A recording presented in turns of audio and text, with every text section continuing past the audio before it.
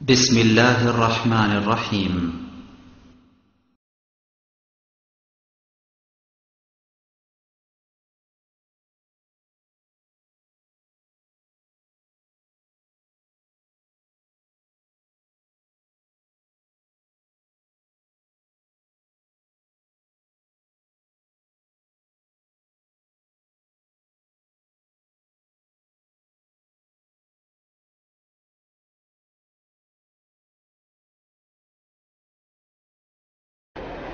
السلام عليكم ورحمة الله.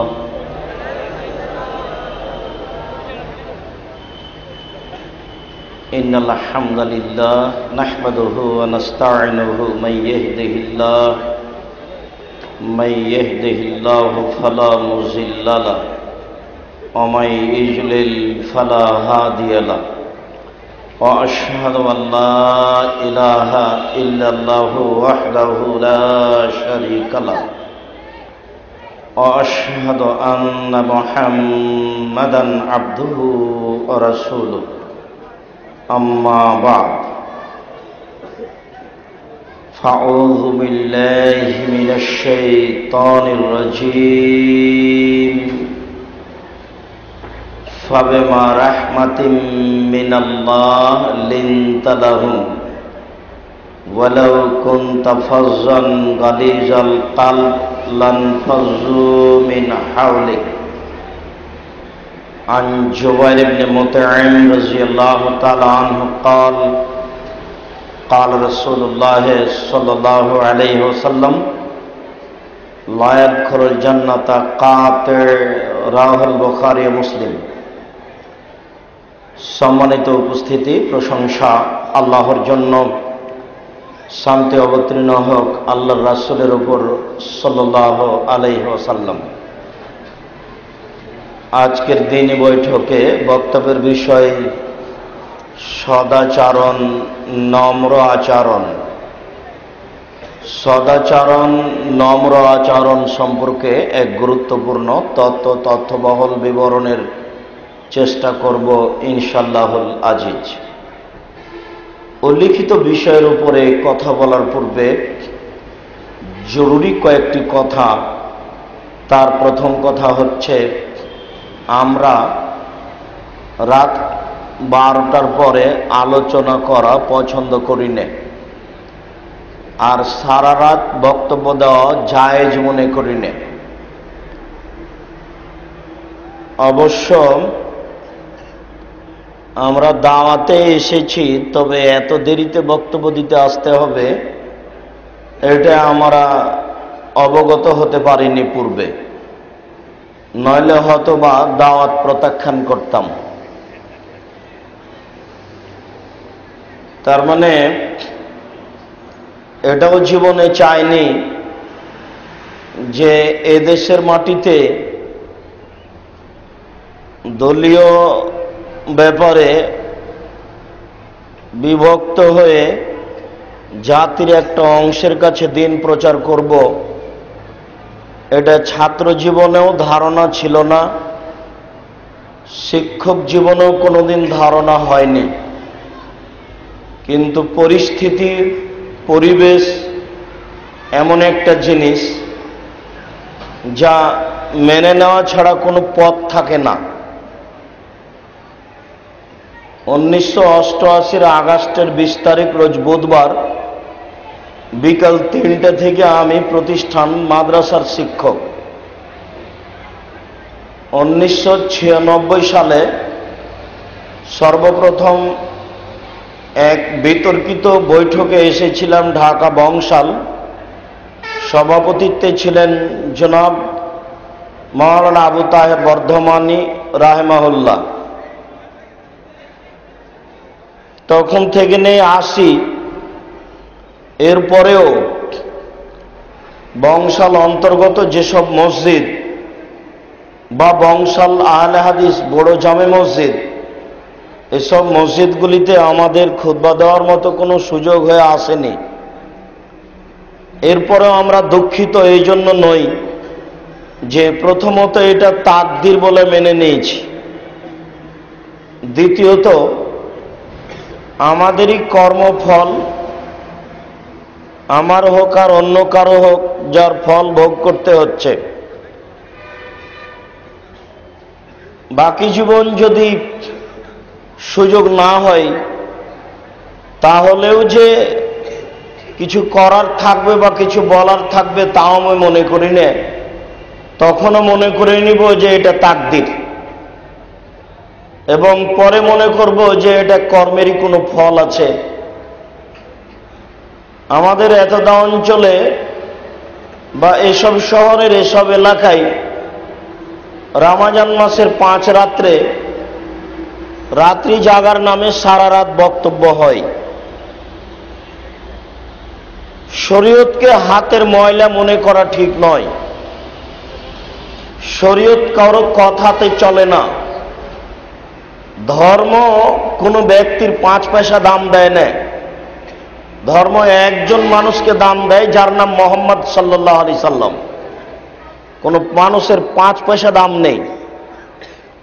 উনি বড় পীর কি ইমাম সাহেব, আব্দুর রাজ্জাক সাহেব, এনারা তো আর কি আছে এমন, এদের তো কোনো হিসাবই নেই। পৃথিবীর কোন মানুষের 5 পয়সা দাম দেয় না শরীয়ত। আপনি আবার কে? ইমাম সাহেব আবার কে? উমর রাদিয়াল্লাহু তাআলা আনহু যদি কোনো কথা বলেন, সেই কথা যদি রাসূলের না হয় তাহলে তা বাতিল বলে গণ্য হবে। উমর চিনেন? উমর এমন একটা মানুষ, উমর রাদিয়াল্লাহু তাআলা আনহু এমন একটা মানুষ, আল্লাহ রাসূল বলতেন, উমর তুমি যে রাস্তা দিয়ে হাঁটো সে রাস্তা দিয়ে শয়তান হাঁটে না। উমর রাদিয়াল্লাহু তাআলা আনহু যদি কোনো কথা শরীয়তে বলে থাকেন, সেটা যদি আল্লাহ রাসূলের না হয় তাহলে সেই কথার 5 পয়সা দাম নেই। সারা রাত বক্তব্য দিতে হবে, ফজরের সালাত আদায় না করে ঘুমিয়ে যেতে হবে, এরকম নীতি শরীয়ত সমর্থন করে না। রমজান মাসে রাত্রি জাগার নামে সারা রাত বক্তব্য দিতে হবে আর খাওয়া অনুষ্ঠান করতে হবে, এসব নাজায়েজ হারাম কর্ম থেকে ফিরে আসতেই হবে, কোনো পথ নেই। এ ব্যাপারে যারা দায়িত্ব পালন করছেন তাদেরকে কঠোর ও কঠিনভাবে সোচ্চার ও সজাগ হওয়ার জন্য অনুরোধ করছি। ধর্মকে মূল্যায়ন করে জান্নাত কেনার চেষ্টা করতে হবে। জান্নাত হাতের ময়লা নয়। জান্নাত রাস্তায় পড়ে নেই, জাহান্নাম রাস্তায় পড়ে আছে। জাহান্নাম রাস্তায় পড়ে আছে, কুড়িয়ে নেন।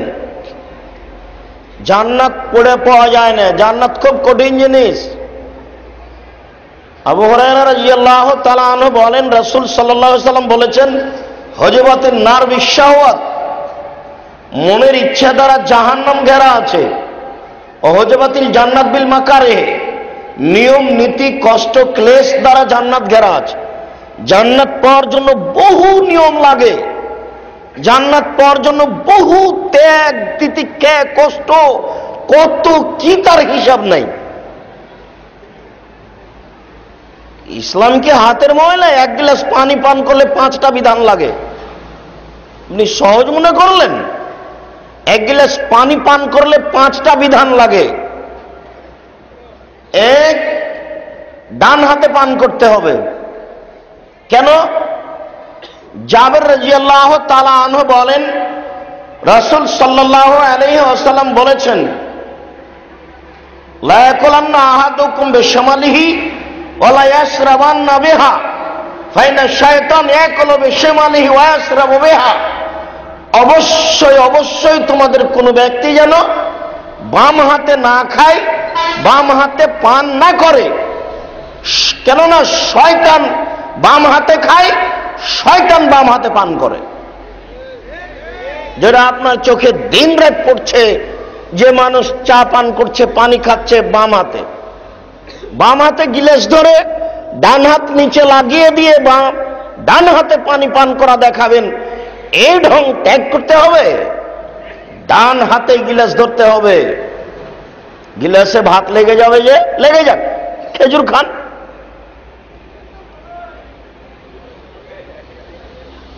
আঙ্গুল চেটে নেন, প্রয়োজনে প্রত্যেকের জন্য একটা করে গিলাস নেন। বাম হাতে গিলাস ধরে ডান হাত নিচে লাগিয়ে পানি পান করবেন, কোনো সুযোগ নেই। এর নাম ইসলাম। আপনি মুসলিম, ব্যক্তিগত স্বাধীনতায় কোনো কাজ করা যায় না। আর দুনিয়া সিজনুল লিল মুমিন, দুনিয়া মুমিনের জন্য কারাগার। কই বুঝতে পারি না তো, মুজাফফর বিন মুহসিন জেলে আছে, মুজাফফর বুঝতে পারছে আমি কারাগারে আছি, কিন্তু আমরাও কারাগারে আছি এ কথা আল্লাহ রাসূল বলছেন। কই বুঝতে পারি না তো কিভাবে কারাগার। ইচ্ছে মতো খাচ্ছি, ইচ্ছে মতো চলছি, ইচ্ছে মতো বক্তব্য দিতে এসেছি, তো কারাগার কি করে হলো?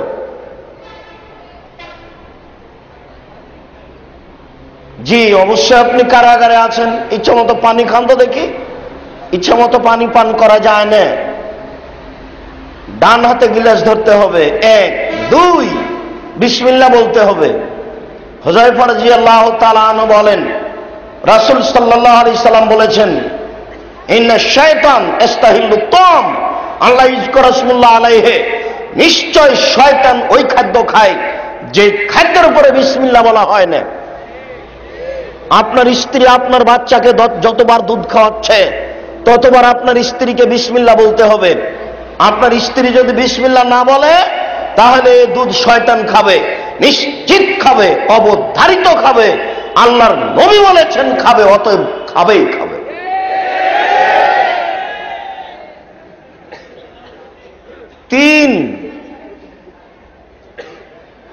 তিন শ্বাসে পানি পান করতে হবে।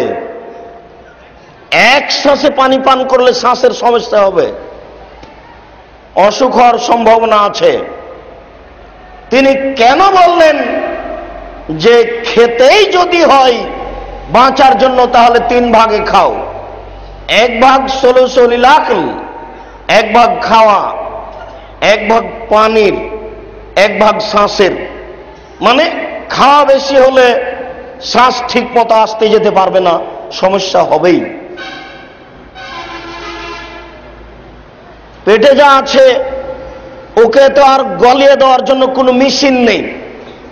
একটা তরল পদার্থ আছে, ওটা ওই খাদ্যকে গলিয়ে দেয়। যদি খাদ্য বেশি হয়, তরল পদার্থ কমে যায়, তাহলে বদহজম হবেই। খাওয়ার বেশি হলে শ্বাসের সমস্যা হবেই। 1 শ্বাসে পানি পান করা যাবে না, 3 শ্বাসে করতে হবে। 3 4 পানি পান করা শেষ হলে আলহামদুলিল্লাহ বলতে হবে। 5 বসে পান করতে হবে। জরুরি কোনো কারণে দাঁড়িয়ে করে সেটা ভিন্ন কথা।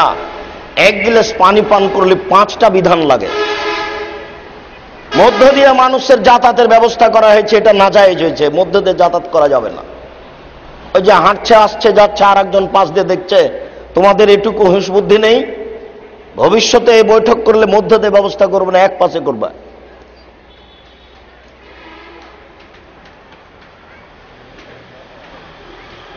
সম্মানিত উপস্থিতি,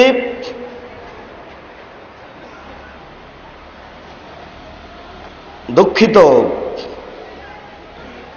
বক্তৃতার নামে ইসলাম ধ্বংস করার একটা বড় মাধ্যম চলছে, যা আমার ভাঙাচোরা বিদ্যা দিয়ে দীর্ঘদিন থেকে তদন্ত করে আসছে। আমি বলি না আমার কথাই চূড়ান্ত, তবে আমি যেটুকু বুঝি তার ভিত্তিতে বলে আসছি যে এইভাবে দিন প্রচারের কোনো সুযোগ নেই। দিন নির্ধারিত সময়ে প্রচার করতে হবে, 12 মাসই প্রচার করতে হবে, স্বার্থ ত্যাগ করে প্রচার করতে হবে। সম্মানিত উপস্থিতি, আমি এবছরের সফরে আসাম, বিহার, ঝাড়খণ্ড, বেঙ্গল, ইন্ডিয়ায় 4টা দেশে প্রোগ্রাম করতে লেগে দেখলাম যারা উর্দু ভাষায় বক্তব্য দিচ্ছে তারা আরো বেশি মিথ্যা কথা বলছে বলে আমার তদন্তের দাবি। তার মানে আমি 5-6টা প্রোগ্রামে উপস্থিত হলাম, শ্রোতা বাঙালি, তবে বক্তারা প্রায় সব উর্দু ভাষী। উর্দু ভাষার ক্ষমতা খুব বেশি, ভাষাটার শক্তি খুব বেশি, ওর পাওয়ার খুব বেশি। বলছে খুব ফটফট ফটফট করে যে উর্দু বলছে, মনে হচ্ছে যে মাঠঘাট ফেটে যাচ্ছে। বসে থাকলাম। 11টার সময়তে আমি মঞ্চে গেলাম। মঞ্চে গিয়ে জনগণকে জিজ্ঞাসা করলাম, সন্ধ্যা থেকে এখন পর্যন্ত যে বক্তব্য শুনলেন বলেন একটা যে কি শিখলেন? কেউ বলে না কথা। আমি তো রাত 8টায় এসেছি, এখন 11টা। দীর্ঘ সময় ধরে আমি কান ধরে আছি, কান লাগিয়ে আছি বক্তব্যের দিকে। আমি নিজেও একটা কথা ধরতে পারিনি যে আপনারা কি বুঝলেন আর কি শুনলেন। তার মানে আমিও বুঝতে পারিনি যে উনি কি বললেন। সভাপতি সাহেবকে বললাম যে বলেন সভাপতি সাহেব, সন্ধ্যা থেকে আপনি কি শুনলেন? সভাপতিও বেকায়দাই।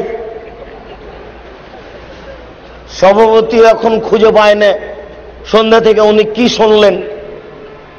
জনগণ, সভাপতি সবাই বেকায়দাই। এবার আমি সভাপতি সাহেবকে বলছি যে গাড়ি থেকে নেমে একটা ঘরে ঢুকলাম, দেখি আপনার বক্তা 3 জন মোবাইল নিয়ে খেলাচ্ছে, ছোকরা 3টে, চোখে চশমা আছে, দাড়ি ছোট সাইজের আছে, চুস্ট পায়জামা পরে আছে, টাকনুর নিচে পায়জামা আছে। তা আমি বললাম, এই তুমি কি করো? আমি শিক্ষক, আজকে বক্তব্য দিতে এসেছো? জি। তো তুমি তো ফাসেক, তুমি কি বক্তব্য দিবে? দাড়ি ছোট করে রেখেছো, পায়জামাটা টাকনুর নিচে রেখেছো, তুমি কি বক্তব্য দিবে? সভাপতি সাহেবকে বললাম, আপনার বক্তা কি বক্তব্য দিতে পারে? আবার বেদ শুনবে, বেদ শুনুন। ধর্মকে ফাঁকি দেওয়া মানে নিজেকে ফাঁকি দেওয়া। বিশ্বাস করুন, রাসূল সাল্লাল্লাহু আলাইহি সাল্লাম বলেছেন, আল উলামা ওয়ারাসাতুল আম্বিয়া, নবীগণ, আলেমগণ নবীগণের উত্তরাধিকারী। এই পর্যন্ত বলে আল্লাহ রাসূল থামেননি। তিনি বললেন, আল উলামা ওয়ারাসাতুল আম্বিয়া, আলেমগণ নবীগণের উত্তরাধিকারী। এই কথা বলার পরে আবার বলছেন, অল আম্বিয়া লাম ইওয়ারিসু দিনারান ওয়ালা দিরহাম, কোন নবীগণ মানুষকে টাকা পয়সার উত্তরাধিকারী করেননি। উত্তরাধিকারী মানে মানুষ বুঝে যে পৈতৃক সম্পত্তি ভাগ করে নিবে। আলেমগণ নবীগণের জমি ভাগ করে নিবে, এই কথা আল্লাহ রাসূল বললেন না। বললেন যে ওয়ারাসুল ইলমা, আলেমগণ, নবীগণ আলেমগণকে ইলমের উত্তরাধিকারী করেছেন, বিদ্যের। তাহলে জাতির সামনে দাঁড়ালে কোরআন এবং হাদিসের কথাই বলতে হবে, অন্য কোনো কথা নয়। কোনো কেসা, কোনো কাহিনী, কোনো মিথ্যে ঘটনা সুযোগ নেই। 30 পারা কোরআন মাজিদ আছে, 23 বছর জীবনের প্রায় 30,000 সহিহ হাদিস আছে। 30,000 সহিহ হাদিসের সাথে প্রায় 3 লক্ষ জাওজয়ী মিথ্যা হাদিস আছে। 30 পারা কোরআনের সাথে প্রায় লক্ষ লক্ষ মিথ্যা তাফসির আছে। সবকে তদন্ত করে যাচাই বাছাই করে হক বলতে হবে, মগের মুল্লুক নয়। এটা ইসলাম। আপনি আর আমি সত্য বলতে, সত্য মানতে বাধ্য। সম্মানিত উপস্থিতি, আমি এ ব্যাপারে আপনাদেরকেও সোচ্চার ও সজাগ হওয়ার অনুরোধ করে আবারও বলতে চাচ্ছি, এই সময় আসবো এটা আমার অবগতিতে ছিল না। যেহেতু চলে এসেছি, কিছু বলাই ভালো পরিবেশ উপেক্ষা করার চেয়ে। কাজেই কিছু বলা প্রয়োজন মনে করছি। ধীর স্থির হয়ে ভদ্রতা বজায় রেখে, চলাচল বন্ধ করে, কথাবার্তা বন্ধ করে অতীব গুরুত্বপূর্ণ সংক্ষিপ্ত আলোচনা শোনার জন্য জোরালো প্রস্তুতি গ্রহণ করুন। আমরা এ কথা খুব ভালোভাবে জানি যে ইবাদতের জগতে সবচেয়ে দামি ইবাদত সিয়াম। সিয়ামের তুলনায় কোনো ইবাদত নেই পৃথিবীতে। উমামা বাহিলী রাদিয়াল্লাহু তাআলা আনহু বলেন, এই বাচ্চা, ওই যে ছেলেটা হাঁটছে, ওই যে বাচ্চাটার সামনে হাঁটলো, আপনারা কি করলেন? কোথাও যেন কোনো বাচ্চা চলাচল করতে না পারে তাদেরকে ঠেকানোর চেষ্টা করবেন। আপনি ওইদিকে খেয়াল করলে কথা ধরে রাখতে পারবেন না। ইবাদতের জগতে সবচেয়ে দামি ইবাদত সিয়াম। উমামা বাহিলী রাদিয়াল্লাহু তাআলা আনহু বলেন, রাসূল সাল্লাল্লাহু আলাইহি ওয়াসাল্লাম বলেছেন, উমামা আলাইকা বিসওম ফাইন্নাহু লা মিসলা লাহু। উমামা, তুমি সিয়াম পালন করো। ইবাদতের জগতে সিয়ামের দৃষ্টান্ত কোনো ইবাদত নেই। অফি রিওয়ায়াতিন, অন্য এক বর্ণনায় এসেছে, উমামা আলাইকা বিসওম ফাইন্নাহু লা ইদলা লাহু। তুমি সিয়াম পালন করো। ইবাদতের জগতে সিয়ামের সমপর্যায়ের কোনো ইবাদত নেই পৃথিবীতে। একটি ব্যতিক্রম ইবাদত হচ্ছে সিয়াম, যার সমপর্যায়ের ইবাদত পৃথিবীতে নেই। এর পরেও সিয়াম যত দামি ইবাদত হোক না কেন, সিয়ামের নেকি যত ভারী, সদাচরণ নম্র আচরণের নেকি বিচারের মাঠে মোমেন পুরুষ নারীর দাড়ি পাল্লায় তার চেয়ে অনেক অনেক অনেক বেশি ভারী। আবু দারদা রাদিয়াল্লাহু তাআলা আনহু বলেন, রাসূল সাল্লাল্লাহু আলাইহি ওয়াসাল্লাম বলেছেন, ইন্না আসকালা শাইইন ইজাউ ফি মিজানিল মুমিনি ইয়াওমাল কিয়ামা খুলুকুন হাসান। বিচারের মাঠে মোমেন পুরুষ নারীর দাড়ি পাল্লাই সবচেয়ে যেটা ভারী আমল রাখা হবে সেটা হলো সদাচরণ, নম্র আচরণ। এ কথা সত্য যে সালাত দিয়ে আল্লাহকে যত ডাকা যায় আর কোন ইবাদত দিয়ে আল্লাহকে তত ডাকা যায় না। ইবাদতের জগতে একটা ব্যতিক্রম ইবাদত সালাত, যা মানুষের কোনো সমস্যা বুঝে না। আপনি ভালো আছেন না মন্দ আছেন, না দৌড়াচ্ছেন না বসে আছেন, এটা সালাত বুঝে না।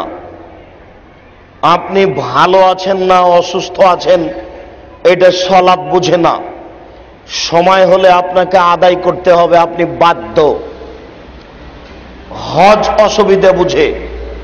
আমি অসুস্থ, টাকা আপনাকে দিলাম, আপনি হজ করলেন, হজ আমার হয়ে গেল। হজ অসুবিধা বুঝে, সালাত বুঝে না। সিয়াম রোজা অসুবিধা বুঝে। আমি অসুস্থ, একজন দুস্থ গরিব মানুষকে সকাল সন্ধ্যা খাওয়ালাম, সিয়াম আমার হয়ে গেল।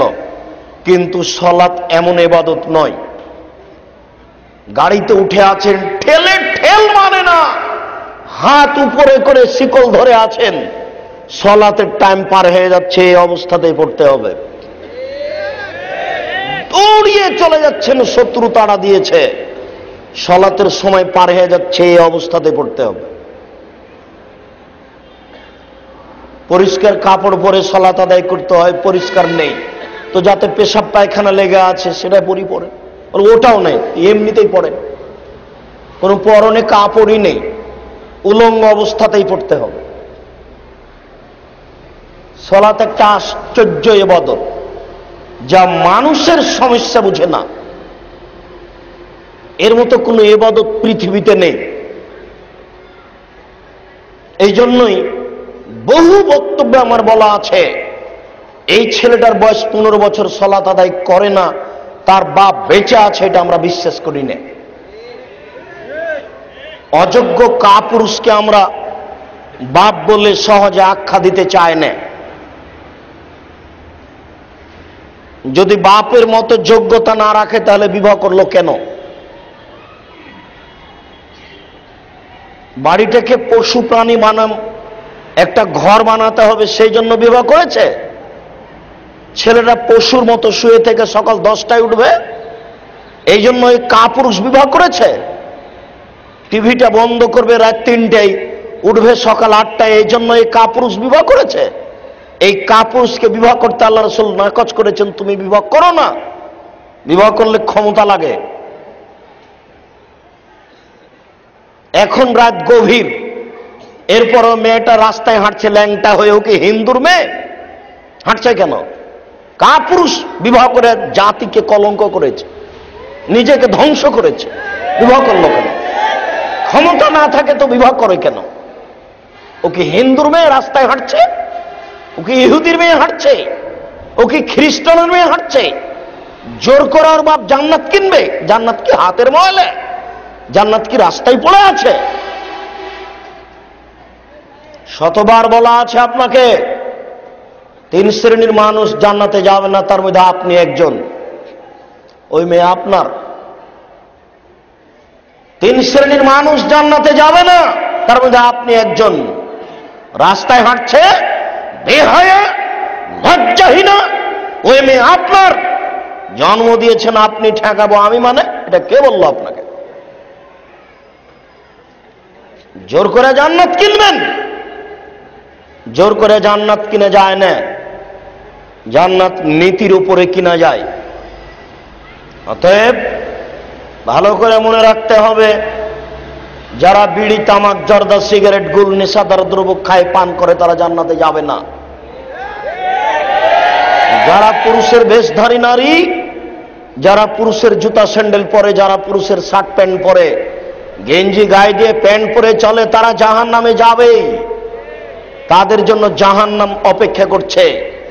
বেহায়া, লজ্জাহীনা, অশিক্ষিতা, বন্য, বর্বর, অসভ্য নারী যেন নিজেকে শিক্ষিতা মনে করে অহংকার দিয়ে রাস্তায় না চলে, জাহান্নাম সামনে অপেক্ষা করছে।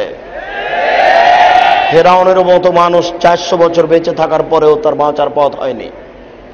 অতএব এই নিম্ন শ্রেণীর বেহায়া নারীর বাঁচার পথ থাকবে, এই কথা যেন সে এবং তার বাপ মনে না করে। 3 দায়ুস, যে তার বাড়িতে বেহায়ার সুযোগ দিয়েছে, সে জাহান্নামে যাবে। মেয়ের স্ত্রীর পথ বন্ধ করে তওবা করে ফিরে আসতে হবে, তারপরে জান্নাত। জান্নাত হাতের ময়লায় জেনে কেউ যেন না ভাবে জাহান্নাম হাতের ময়লা হতে পারে। সম্মানিত উপস্থিতি, বলছিলাম 15 বছরের ছেলে সালাত আদায় করে না, তার বাপ বেঁচে আছে, এটা আমরা বিশ্বাস করি না। কেন? কোন ছেলেকে আল্লাহ রাসূল বলেননি, এই ছেলে তোমার বয়স 7 বছর, সালাত আদায় করো। এই কথা আল্লাহ রাসূল বলেননি। রাসূল সাল্লাল্লাহু আলাইহি সাল্লাম কখনো বলেননি, এই ছেলে তোমার বয়স 10 বছর, তুমি সালাত আদায় করো, নইলে তোমাকে পিটাবো। এই কথা আল্লাহ রাসূল বলেননি। রাসূল সাল্লাল্লাহু আলাইহি সাল্লাম বলেছেন, মৌরু আওলাদাকুম বিসসালাত ওয়া হুম আবনাউ সাব'i সিনিনা, তোমরা তোমাদের ছেলে মেয়েকে সালাত আদায় করতে বলো যখন তার বয়স 7 বছর। তিনি বলেছেন, অজরবুহুম আলাইহুম আবনাউ 10 সিনিনা, তুমি তোমার ছেলেকে পিটিয়ে সালাত আদায় করাও যখন তার বয়স 10 বছর। আমি পিটাবো? আপনি পিটাবেন? 15 বছর বয়সে এসে পিটালেন না কেন? ধর্ম আপনি কাকে দেখাতে যাচ্ছেন? আপনি কি নিজেকে অমুসলিম মনে করেন? আপনি নিজেকে অমুসলিম মনে করলে কিছু আসে যায় না। তবে যদি নিজেকে মুসলিম মনে করেন, তাহলে এই কথা বলতে মানতে বাধ্য। সম্মানিত উপস্থিতি, সালাত একটা আশ্চর্য ইবাদত। সালাত দিয়ে আল্লাহকে যত ডাকা যায়, পৃথিবীর আর কোন ইবাদত দিয়ে আল্লাহকে তত ডাকা যায় না। নমুনা একটু, লোকটাকে সামনে রেখে জানাজা করছেন, তার এক পর্যায়ে আপনি বলছেন, আল্লাহুম্মা গফির লাহু আল্লাহ তুমি তাকে ক্ষমা করো, আরহামহু তুমি তার প্রতি রহমত নাযিল করো, আফিহি তুমি তাকে মাফ করো, আফু আনহু তুমি তার প্রতি নিরাপত্তা অবতীর্ণ করো, আকরিম নুজুলাহু তুমি তাকে দামি সম্মানী খাদ্য খেতে দাও, ওয়াসমাদ খালাহু তুমি তার থাকার জায়গা প্রশস্ত করে দাও, ওয়াগসিল বিল মাই সালজাল বারাদ কামান আকাইতা সাবিল আবজমিনা দানাস তুমি তাকে ঠান্ডা স্বচ্ছ পানি দিয়ে ধুয়ে পরিষ্কার করে দাও, যেমন ভাবে সাদা কাপড়কে ময়লা থেকে ধুয়ে পরিষ্কার করা হয়। ওয়াবদুলহু দারান খায়রান মিন দারিহি দুনিয়াতে যেই বাড়ি ছিল তার চেয়ে সুন্দর বাড়ি দাও, আহলান খায়রান মিন আহলিহি দুনিয়ার যেই পরিবার ছিল তার চেয়ে সুন্দর পরিবার দাও, ওয়াজাওজান খায়রান মিন জাওজিহি দুনিয়াতে যে স্ত্রী ছিল তার চেয়ে সুন্দর স্ত্রী দাও, আদখিলহুল জান্নাহ তুমি তাকে জান্নাতে প্রবেশ করাও, ওয়াজমিন আযাবিল কবর তুমি তাকে কবরের শাস্তি থেকে বাঁচাও, অমিন আযাবিন নার তুমি তাকে জাহান্নামের শাস্তি থেকে বাঁচাও।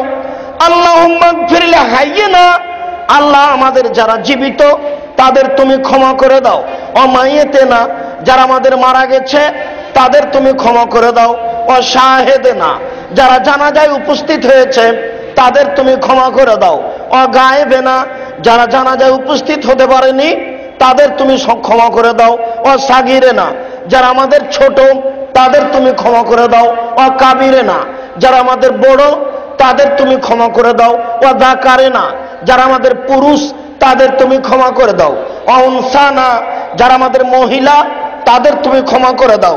আল্লাহুম্মা মান আহইতু মিন্না ফাআহির আল ইসলাম আল্লাহ তুমি আমাদের যাকে জীবিত রাখবে মুসলমান করে জীবিত রাখো, ওমান তাওফাইতাহু মিন্না ফাতাওফা আলাল ঈমান আল্লাহ তুমি আমাদের যাকে মারবে ঈমানদার করে মারো। আল্লাহুম্মা লা তাহরিবনা আজরাহু ওয়া লা তাফতিননা বাদা আল্লাহ এই লোকটা মরে যাওয়ার পরে আমরা চিন্তিত হয়েছি, এর জন্য তুমি আমাদেরকে নেকি দান করো, এ চলে যাওয়ার পরে তুমি আমাদের বিপদগামী করো না। আসসালামু আলাইকুম ওয়া রাহমাতুল্লাহ, আসসালামু আলাইকুম ওয়া রাহমাতুল্লাহ। এ দেখেন সালাত মানে ডাকা, সালাত দিয়ে আল্লাহকে যত ডাকা যায় পৃথিবীর আর কোন ইবাদত দিয়ে আল্লাহকে তত ডাকা যায় না। এর পরেও সালাতের নেকি বিচারের মাঠে দাঁড়ি পাল্লাই যত ভারী, সদাচরণ নম্র আচরণের নেকি বিচারের মাঠে দাঁড়ি পাল্লাই তার চেয়ে অনেক অনেক অনেক বেশি ভারী। কি দিয়ে বুঝাই আপনাকে আমি সদাচরণের নেকি কত ভারী? দল করতে এসে দলীয় দাপটে তো সদাচরণ ভুলে গেছে, ধর্মের নামে সংগঠন করতে এসে আর একজনের বদনাম আর গীবাত করে ক্ষমতা প্রয়োগ করে সময় কাটিয়ে জান্নাত কিনতে যাচ্ছেন। কোথায় কখন বিদায় নিয়েছে সদাচরণ? দিন যত যাচ্ছে মানুষের কাছ থেকে সদাচরণ তত বিদায় হচ্ছে। আপনি অবাক হবেন, সদাচরণ একটা আশ্চর্য ধরনের ইবাদত, পৃথিবীর কোন ইবাদত এর কাছে টিকতে পারবে না। একথা সত্য যে হজ করলে মানুষ এমন হয়ে যায় যে যেদিন তার মা তাকে জন্ম দিয়েছে সেই দিনের মতো হয়ে যায়, নিষ্পাপ হয়ে যায়। যদি মানুষ হজ করে, হজ কবুল হয়ে যায়, তাহলে মানুষ নিষ্পাপ হয়ে যায়, একথা সত্য। এরপরেও হজের নেকি যত ভারী, সদাচরণের নেকি বিচারের মাঠে দাঁড়ি পাল্লাই তার চেয়ে অনেক অনেক অনেক বেশি ভারী। আবু দারদা রাদিয়াল্লাহু তাআলা আনহু বলেন, রাসূল সাল্লাল্লাহু আলাইহি ওয়াসাল্লাম বলেছেন, ইন্না আসকালা শাইইন ইজাউ ফি মিজানিল মুমিন ইয়াউমাল কিয়ামা খুলুকুন হাসান। বিচারের মাঠে মুমিন পুরুষ নারীর দাঁড়ি পাল্লাই সবচেয়ে যেটা ভারী আমল রাখা হবে সেটা হলো সদাচরণ, নম্র আচরণ। উমামা বাহিরি রাদিয়াল্লাহু তাআলা আনহু বলেন, রাসূল সাল্লাল্লাহু আলাইহি সাল্লাম বলেছেন, লাইসা শাইউন আহাব্বা ইলাল্লাহি মিন কাতরাতাইনি। দুইটি বিন্দু ফোঁটা আল্লাহর কাছে যত প্রিয়, পৃথিবীর কোন বস্তু আল্লাহর কাছে তত প্রিয় নয়। দুইটি বিন্দু ফোঁটা আল্লাহর কাছে যত প্রিয়, পৃথিবীর কোন ইবাদত আল্লাহর কাছে তত প্রিয় নয়। তার একটি বিন্দু ফোঁটা হচ্ছে কাতরাত দমিন ফি খাশিয়াতিল্লাহ, আল্লাহর ভয়ে এক ফোঁটা চোখের পানি আল্লাহর কাছে যত প্রিয়, পৃথিবীর কোন ইবাদত আল্লাহর কাছে তত প্রিয় নয়।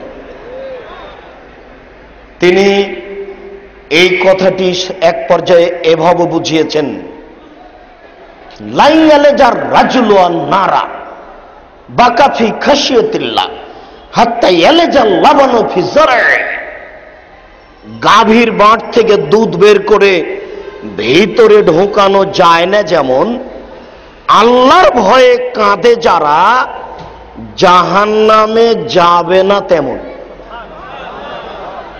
গাভীর বাঁট থেকে দুধ বের করে ভিতরে ঢোকানো যেমন অসম্ভব, আল্লাহর ভয়ে কাঁদে যারা তাদের জাহান্নামে যাওয়া তেমনি অসম্ভব। এর পরেও সম্মানিত উপস্থিতি, আল্লাহর ভয়ে কাঁদলে এই নেকি যত ভারী, সদাচরণের নেকি বিচারের মাঠে এর চেয়ে অনেক অনেক অনেক বেশি ভারী। আয়েশা রাদিয়াল্লাহু তাআলা আনহা বলেন, রাসূল সাল্লাল্লাহু আলাইহি ওয়াসাল্লাম বলেছেন, ইন্নামাল মুমিন ইয়াজুদু বিহুসনি খুলুকিহি দারাজাতা সাইমুল কায়েম। নিশ্চয় মুমিন তার নম্র আচরণ দিয়ে, সদাচরণ দিয়ে তাহাজ্জুদের নেকি অর্জন করতে পারে, নফল সিয়ামের নেকি অর্জন করতে পারে। প্রতি রাতে তাহাজ্জুদ পড়ে যত নেকি হয়, নম্র আচরণে তত নেকি হয়। নিয়মিত নফল সিয়াম রোজা থেকে যত নেকি হয়, নম্র আচরণে তত নেকি হয়। নাওয়াস ইবনে সামান রাদিয়াল্লাহু তাআলা আনহু বলেন, সালতু রাসূলুল্লাহ সাল্লাল্লাহু আলাইহি ওয়াসাল্লাম আনিল ইসমি ওয়াল বিররে।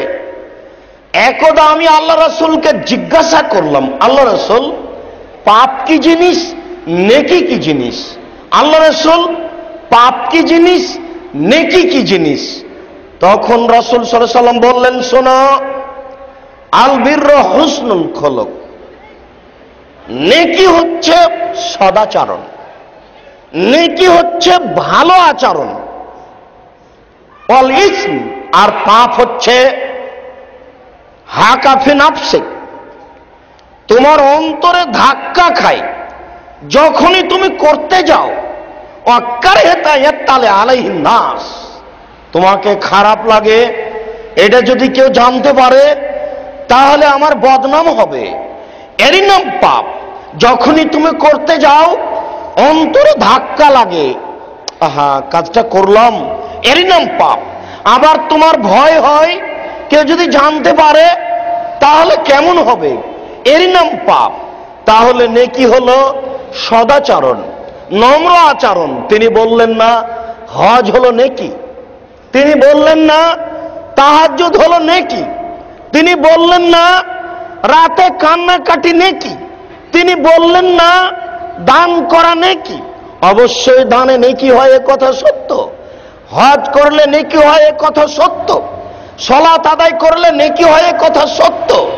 কিন্তু নেকি বলতে সদাচরণকেই বুঝায়। সদাচরণ যখন থাকবে তখন মানুষের ভিতরে মারামারি থাকবে না। সদাচরণ যখন থাকবে তখন মানুষের হিংসা বিদ্বেষ থাকবে না। দলীয় দাপট এমন একটা জিনিস, সংগঠন এমন একটা জিনিস যা মানুষকে শুধু হিংসা শিখিয়ে দেয়, যা মানুষকে শুধু মারামারি শিখিয়ে দেয়, যা মানুষকে শুধু রক্তের গরমে চলতে বলে। রক্ত যেভাবে চলে দল তাকে সেভাবে চলতে বলে, টাকা যেভাবে হয় দল তাকে সেভাবে চলতে বলে। সদাচরণ ভুলে যায়, নম্র আচরণ ভুলে যায়, ফলাফল জাহান্নাম। সম্মানিত উপস্থিতি, সদাচরণ ছাড়া, নম্র আচরণ ছাড়া জান্নাত কিনা যায় না, কঠিন জিনিস। আবু হুরায়রা রাদিয়াল্লাহু তাআলা আনহু বলেন, রাসূল সাল্লাল্লাহু আলাইহি সাল্লামকে বলা হলো, ইন্না ফুলানাতান তুযকারু মিন কাসরাতি সালাতিহা ওয়া সিয়ামিহা ওয়া সাদাকাতিহা গায়রা আন্নাহা তুজি জিরানাহা বিলিসানিহা। অমুক মহিলা বেশি বেশি সালাত আদায় করে, বেশি বেশি সিয়াম পালন করে, বেশি বেশি দান খায়রাত করে, তবে সে মুখে প্রতিবেশীকে আরেকজনকে কষ্ট দেয়। আল্লাহ রাসূল বলেন, হে ফিন্নার, ও জাহান্নামে যাবে, ও জান্নাতে যাবে না। সম্মানিত উপস্থিতি, একটু আগে যা বলছিলাম তাতে বুঝতে পেরেছি ইবাদতের জগতে সবচেয়ে দামি ইবাদত সিয়াম।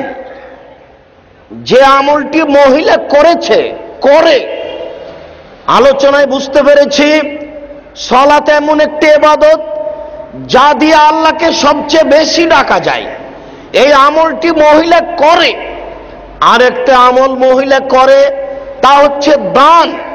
দানের বিষয়টি একটি বাক্য শুনে রাখুন, তা হচ্ছে সাদকাত বুরহান। দান হলো দলিল, আর সাদকাত বুরহান, দান হলো দলিল। এই জমি আমার, প্রমাণ এই যে দলিল আছে। এই বাড়ি আমার, প্রমাণ এই যে দলিল আছে। বিচারের মাঠে আপনি বলবেন আমি জান্নাত পাবো, ফেরেশতাগণ বলবেন দলিল, তখন আপনি বলবেন এই যে দলিল আছে। মুহাম্মদ সাল্লাল্লাহু আলাইহি ওয়াসাল্লাম বলেছেন না, সাদকাত বুরহান, দান হলো দলিল। বিচারের মাঠে আপনি বলবেন আমি জান্নাত পাবো, আল্লাহ বলবেন প্রমাণ, তখন আপনি বলবেন এই যে দলিল আছে, দান, আমি দান করেছি, আমি জান্নাত পাবো না মানে? অবশ্যই পাবো। সম্মানিত উপস্থিতি, কথাটার ফাঁকে আমি ওই কথাটা বলে রাখি, হয়তোবা ভুলে যাব। এই বাক্যের প্রসঙ্গে আমার একটা কথা মনে পড়ল, যেটা আমি আপনাকে আগেও জানিয়েছি। সেটা হলো এই, দীর্ঘদিন থেকে আমি ঢাকা আসি। ঢাকা আসার পর থেকে ভাবছিলাম ঢাকায় বা ঢাকার আশেপাশে বিশাল একটা ভূখণ্ড কোথায় পাওয়া যেতে পারে, যেখানে একটা উন্নত মানের প্রতিষ্ঠান গড়া যেতে পারে, যেখানে ছেলেরা বাংলা, ইংরেজি, আরবি উন্নত মানের শিক্ষা অর্জন করে জাতির অন্যায় অবিচারের বিরুদ্ধে লড়বে, মুখে ও কলমে মিডিয়ায়। ঘুরতে ঘুরতে সেদিন এই রূপগঞ্জ পূর্বাচলের পাশে, দেবই বাজারের পাশে এলাকার লোকেরা আমার হাতে এক জায়গায় 14 বিঘা জমি হস্তান্তর করেছেন। পাশে মহিলা মাদ্রাসার জমিও তারা আমার হাতে হস্তান্তর করেছেন।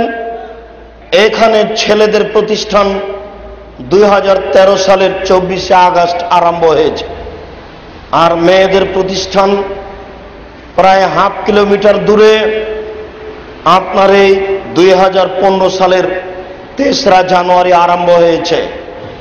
আমি এই প্রতিষ্ঠানটাকে সামনে রেখেছি বিশাল একটা পরিকল্পনা নিয়ে। দেশবাসীর কাছে আমার এ ব্যাপারে আন্তরিকভাবে জোরালো অনুরোধ থাকছে। দেশবাসীর কাছে আমার জোরালো দাবি, আপনারা আল্লাহর কাছে প্রার্থনা করবেন প্রথমত এই বলে, আল্লাহ আব্দুর রাজ্জাক সাহেব যে পদক্ষেপ নিয়েছেন, এই পদক্ষেপটা তুমি কবুল করো। আমি আপনাদের কাছে দ্বিতীয় যেটা দাবি রেখেছি, সেটা হচ্ছে যুগ উপযোগী প্রতিষ্ঠান করার জন্য, অন্যায়ের বিরুদ্ধে লড়ার জন্য যে মানের বিদ্যা প্রয়োজন, ওই মানের বিদ্যা ছেলেদেরকে দিতে গিয়ে যা করা লাগবে, করার ব্যাপারে আপনাদের পরামর্শ আমার কাছে মূল্যায়নকর হবে ইনশাআল্লাহ। আমি তো অবশ্যই মূল্যায়ন করব। আমি কারো পরামর্শকে খাটো চোখে দেখব না, এটা আমি ভেবে আসছি। এরপরে তৃতীয় যেটা আমার কথা থাকছে সেটা হলো এই, যেহেতু রাসূল সাল্লাল্লাহু আলাইহি সাল্লামও টাকা ছাড়া দুনিয়াতে কোনো কাজ করতে পারেননি, সেই দিন সকালে তিনি বলেছিলেন 400 মাইল পথ যেতে হবে, কোনো টাকা পয়সার ব্যবস্থা নেই, খুব সংকট অবস্থা, কে কি দিতে পারে? বলেছিলেন ওমর রাদিয়াল্লাহু তাআলা আনহু, আমার যা অর্থ সম্পদ রয়েছে তার অর্ধেক দিলাম। আবু বকর সিদ্দিক রাদিয়াল্লাহু তাআলা আনহু বলেছিলেন, আপনাকে আর আল্লাহকে বাড়িতে রেখে যা আছে সবই দিলাম। পরে উসমান রাদিয়াল্লাহু তাআলা আনহু বলেছিলেন, আল্লাহর রাসূল, যত মানুষ তাবুকের যুদ্ধে যাবে তার অর্ধেক মানুষের যাতায়াত খরচ, খাওয়া খরচ আমি উসমান দিব। সেদিন লোক সংখ্যা ছিল 30,000। তিনি 15,000 লোককে 15,000 উট দিয়েছিলেন। 15,000 মানুষের 3 মাসের খাওয়া খরচ বহন করেছিলেন। এর নাম ধনী। এরকম ধনী কে? অল্প পয়সা হওয়াতেই তো আপনি অনেক বড় মনে করছেন। এদেশের সরকার একটা মানুষকে 15,000 উট দিতে সক্ষম হবে না। এর নাম উসমান। এরকম ধনী হতে হবে, পয়সা বৈধ পন্থায় ব্যয় করার চেষ্টা করতে হবে। কাজে আমিও মনে করছি অবশ্যই জান্নাত কেনার একটি হক পথ খুঁজবেন। সেটা হলো এই কওমি খারেজি মাদ্রাসা, বেসরকারি দার্সে নেজাবি প্রতিষ্ঠান। আমি আপনাদেরকে এই প্রতিষ্ঠানে আন্তরিকভাবে অংশগ্রহণ করার জন্য অনুরোধ করছি। আমি বিশ্বাসী আমার সামান্যতম কোনো সময় দুর্বলতা অন্তরে আসে না যে আপনি এতে সফলতা অর্জন করতে পারবেন না। আপনি যদি এখানে 1 টাকা দিয়ে অংশগ্রহণ করেন, আমার মনে সব সময় বলছে এই কথা যে পতিতালয়ের মহিলা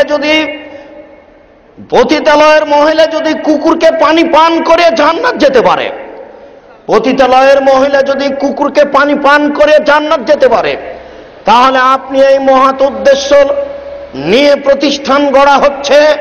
এই প্রতিষ্ঠানে 1টা টাকা দিলে, একটা সুপরামর্শ দিলে, এই টাকা, এই পরামর্শই জান্নাতের কারণ হবে ইনশাআল্লাহ। এটা আমি খুব বিশ্বাসী। পতিতালয়ের মহিলা যদি কুকুরকে পানি পান করে জান্নাত যেতে পারে, তাহলে আমি এখানে 1টা টাকা দিয়ে অংশগ্রহণ করে জান্নাত পেতে পারি যদি আমার নিয়ত পরিষ্কার থাকে। আর আমি বলছি, আমি আব্দুর রাজ্জাক সামান্যতম অন্তরে ত্রুটি আছে, এটা আমি বুঝতে পারি না। এই জন্য আমার মনে খুব বল, কাজ হবেই ইনশাআল্লাহ, হবেই হবে।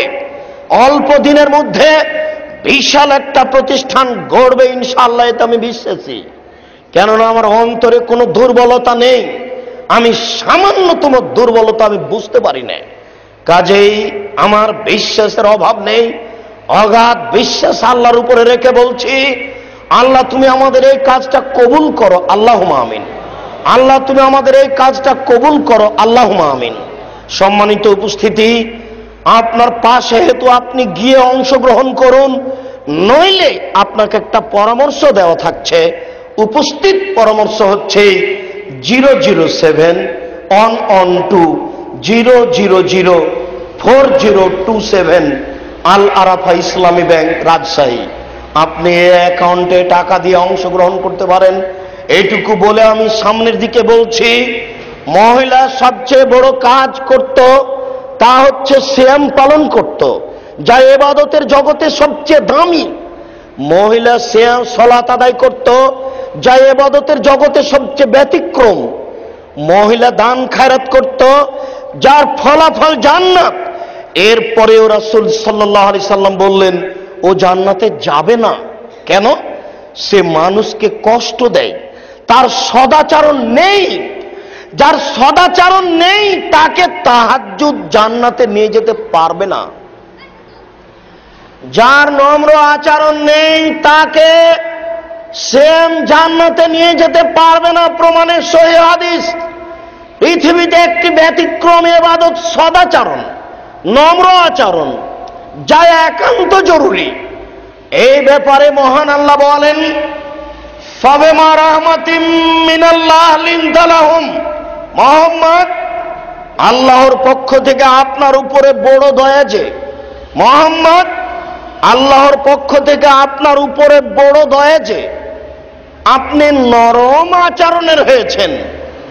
আপনার স্বভাব নরম, আপনার আচরণ নরম।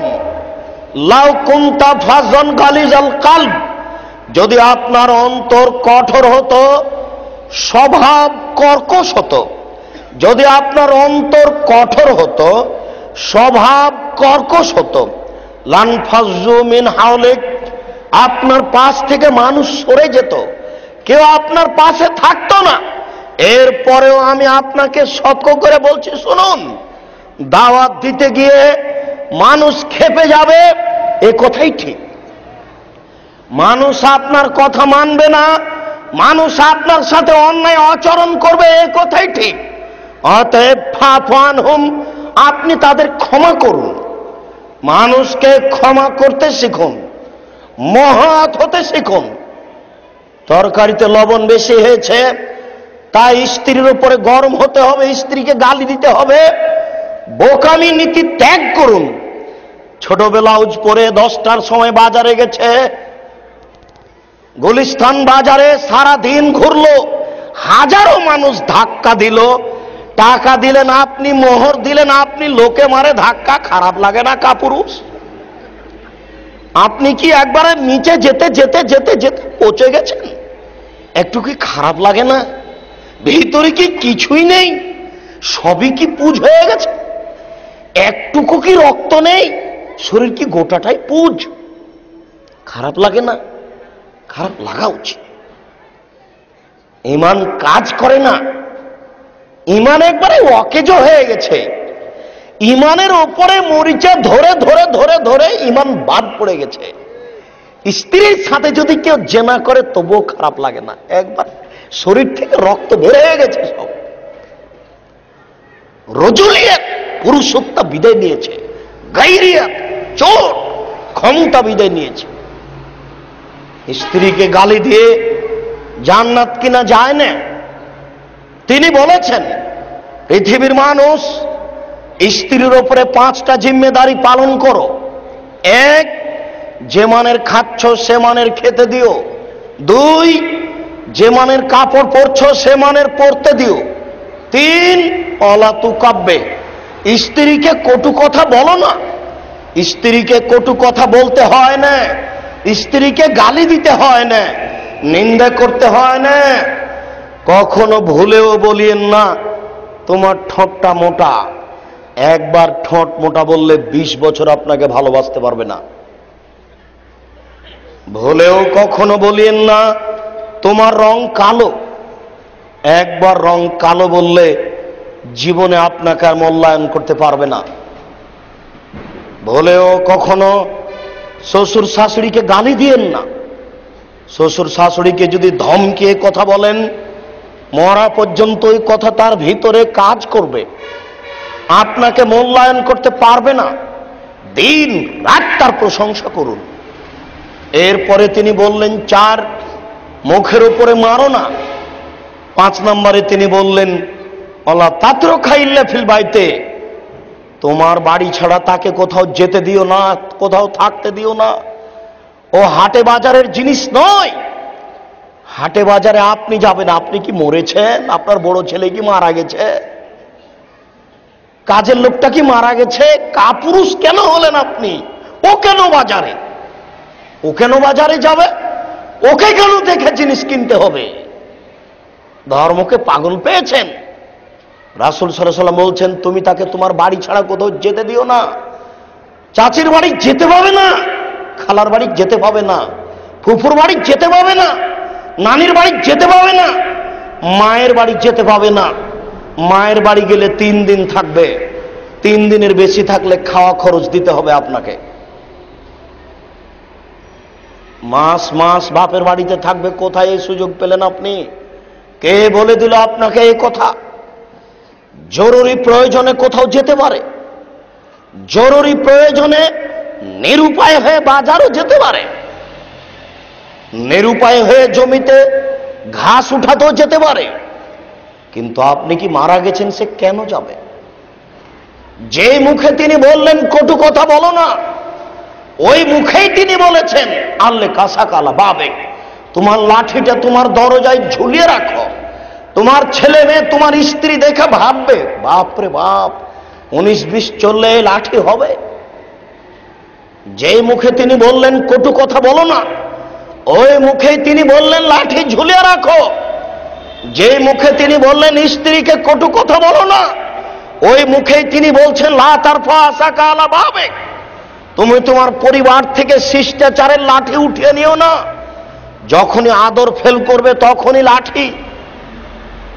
যখনই আদর আব্বু আম্মু কাজ করবে না, যখনই ও সোনা পাখি সোনা ময়না কাজ করবে না, তখনই লাঠি। এটাই নীতি। সম্মানিত উপস্থিতি, মন্দ আচরণ দেখিয়ে জান্নাত কিনা যায় না। জান্নাত কিনা সবচেয়ে বড় পথ হচ্ছে নম্র আচরণ, সদাচরণ। পৃথিবীর মানুষকে আপনি ক্ষমা করুন, শুধু ক্ষমা নাই, আস্তাগফির লাহুম। দিন প্রচার করতে গিয়ে যে গালি দিয়েছে, দিন প্রচার করতে যে আপনাকে ইট মেরেছে, তার জন্য আপনি আমাকে বলুন, আল্লাহ ওরা ভুল করেছে, তুমি তাদের মাফ করো। দলীয় দাপটে কেউ যদি একটু কটু কথা বলে, তখন আপনি বলছেন আমি কিসে কম রে, আমি কিসে কম? টাকাই কম, ছেলে মেয়েতে কম। রাজশাহী চাঁপাইনবাবগঞ্জের ভাষায় বলতে আপনি বাধ্য, তাকে সেটে নিব। তাকে আগে মারো, তারপরে কোনো কথা। লাগে 20 দিব 40, ক্ষমতা অনেক। এ আচরণ দিয়ে জান্নাত কিনা যায় না। আপনি তাদেরকে মাফ করুন, তাদের ভুলের জন্য আপনি আমাকে বলুন, আল্লাহ ওরা ভুল করেছে, তুমি তাদের মাফ করো। সদাচরণ কোথায় হারিয়ে গেল? মহান আল্লাহর ঠেকা বাঁধেনি। তিনি সর্বশক্তিমান। তিনি যদি কোনো কাজকে বলেন কুন হও ফায়াকুন, তাহলে কাজ হয়ে যায়। এরপরেও তিনি বলছেন অসবির আলা মা ইয়াকুলুন, শুনুন ওরা যা বলেছে আপনি ওই কথার উপরে ধৈর্য ধারণ করুন। ওরা অনেক কথা বলেছে, ওরা মারতে চেয়েছে আপনাকে, ওরা আপনাকে গালি দিয়েছে, ওরা আপনাকে ইট ঢেল ছুঁড়ে মেরেছে, আপনি তাদের কথার উপরে ধৈর্য ধারণ করুন। তাহলে কি আল্লাহ ক্ষমতা রাখেন না? কেন তিনি এই কথা বলেন? আল্লাহর কি শক্তির অভাব হয়ে গেছে? আল্লাহ কেন বলছেন ইযহাবা ইলা ফিরাউন, দুই ভাই মিলে ফেরাউনের কাছে যান, ফাকুল আলাহু ক্বালান লাইনা, ফেরাউনের কাছে গিয়ে নরম কথা বলুন। তাহলে কি আল্লাহর শক্তি কম? ফেরাউন যদি নম্র আচরণের হক রাখে মূসার কাছে, তাহলে দলীয় দাপটে আপনি তাকে মারলেন কেন? দলীয় দাপটে আপনি তাকে গালি দিলেন কেন? আপনার সংগঠন যে করে না সেই খারাপ হলো কি করে? সে তো তাহাজ্জুদ পড়ে, তাকে আপনি ঘৃণের চোখে দেখেন কি করে? দিনই সংগঠন করে জান্নাত কিনতে চাচ্ছেন। জান্নাত কি হাতের ময়লা? জান্নাত কি রাস্তায় পড়ে আছে? অসম্ভব। তিনি বলেন ফাসবির সাবরান জামিলা। আপনাকে আরো বলছি, মোহাম্মদ সুন্দর ধৈর্য ধারণ করুন। দুইটা গালি দেওয়ার পরে বলবেন যে ধৈর্য ধারণ করলাম, এই ধৈর্য চলবে না। কোর্ট কাচারি অনেক কিছু করার পরে যখন সফল হতে পারলাম না, তখন বলছি যাক ধৈর্য ধারণ করি। এর নাম ধৈর্য নয়। সুন্দর ধৈর্য ধারণ করুন। শুধু তাই নয়, আল্লাহ তাআলা বলছেন ওহজুরহুম হাজরান জামিলা, যাকে ছেড়ে দিতে চাচ্ছেন সুন্দরভাবে ছেড়ে দেন। ছেড়ে দেওয়া কি আর সুন্দর হয়? মানুষ ভদ্রতা ভুলে গেল কাকে বলে? মানুষ নম্রতা ভুলে গেল কাকে বলে? দুই চার লাঠি ডান্ডা দেওয়ার পরে, দুই চারটে গালি দেওয়ার পরে বলছে তোর মতো বদ মানুষের সাথে চলবো না, গেলাম আমি। এটা হচ্ছে মানুষের আচরণ। আর আল্লাহ বলছেন মুহাম্মদ, যাকে আপনি ছেড়ে দিবেন সুন্দরভাবে ছেড়ে দেন। আমি আপনাকে বুঝাতে অক্ষম, কি দিয়ে বুঝাই সুন্দরভাবে ছেড়ে দেওয়া কি জিনিস? তোর সাথে আমি চলবো না, তুই খারাপ। তা আমি তাকে যে ছেড়ে দিব তো কিভাবে ছাড়বো? আল্লাহ বলছেন আপনি যাকে ছেড়ে দিবেন তাকে সুন্দরভাবে ছেড়ে দেন। ত্যাগ করাও সুন্দর আছে, দেখবেন বাস্তবতা, দেখবেন বাস্তবতা। ত্যাগ করা, ছেড়ে দেওয়া সুন্দর কেমন? ইব্রাহিম আলাইহিস সালামের বাপ ইব্রাহিমকে বলছেন এই লাইলাম তানতাহে লানারজুমান্নাকা, তুই যদি এই মূর্তির নিন্দা বন্ধ না করিস, আমি তোর বাপ আজর বলছি তোকে পাথর দিয়ে পিটাবো। ইব্রাহিম আলাইহিস সালাম বলছেন, আব্বা দেখুন আমার কথা মানেন। 1, 2 আব্বা আমার কথা মানেন। 3 আব্বা আমার কথা মানেন। 4 আব্বা আমার কথা মানেন। 5 আব্বা আমার কথা মানেন। তখন তার উচিত ছিল, বেটা আমি তোর কথা মানতে পারছি না। কিন্তু বাপ যেভাবে তিনি বারবার উল্লেখ করে কথা বলেছেন, তার উত্তরও বেটা বলেনি। বলেছে, ইব্রাহিম তুই যদি এই আমার মূর্তিকে গালি দেওয়া থেকে বিরত না থাকিস তাহলে তোকে পাথর দিয়ে পিটাবো। তখন ইব্রাহিম আলাইহিস সালাম বলছেন, ঠিক আছে আব্বা, আপনিও থাকেন, আপনার মূর্তি পূজাও থাকলো, আমি চলে গেলাম, তবে আপনার জন্য আমি একদিন ক্ষমা চাইব। এটা হলো সুন্দরভাবে ত্যাগ করা।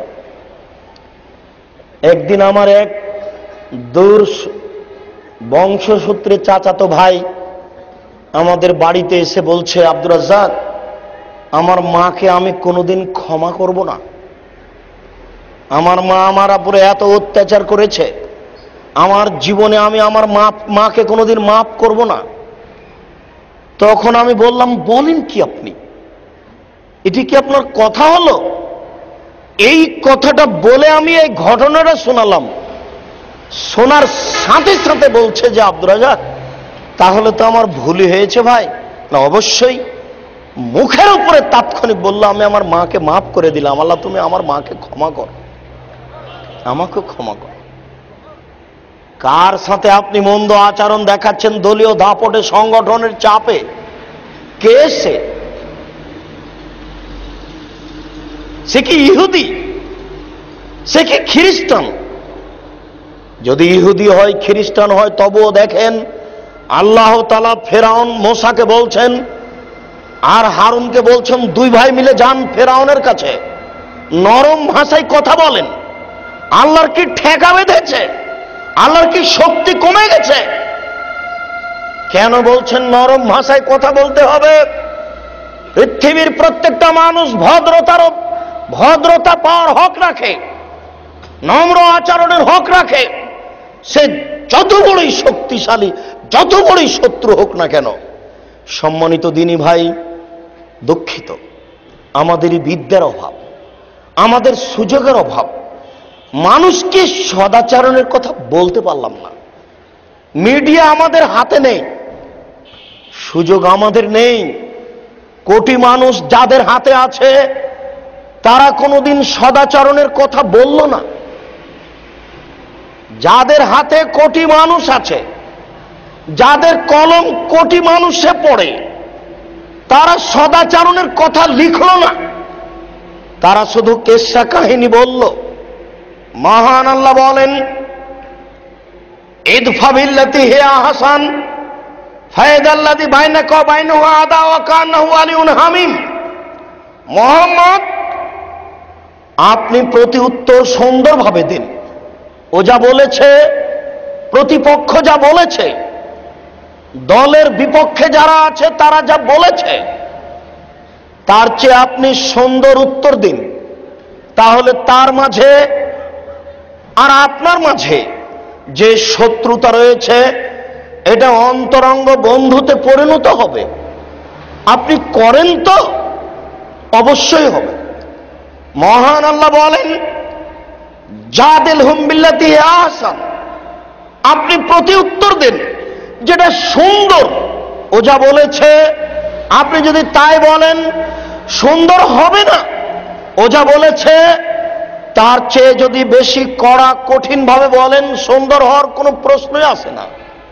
দেখবেন কি নমুনা একটু সোমামা বিন ওসাল একজন বৃত্তশালী মানুষ, এলাকার নেতা, তার হাতে রশি দিয়ে আল্লাহ রাসূল তাকে মসজিদের খুঁটিতে বেঁধে রাখলেন। তিনি সকালে বললেন, সোমামা তুমি ইসলাম গ্রহণ করবে? সোমামা বলল, তাকতুল জাদামিন ওয়াইন তুনিমালা শাকিরিন ওয়াইন তুরিদুল মাল ফাতুতা। আমি ইসলাম গ্রহণ করব মানে?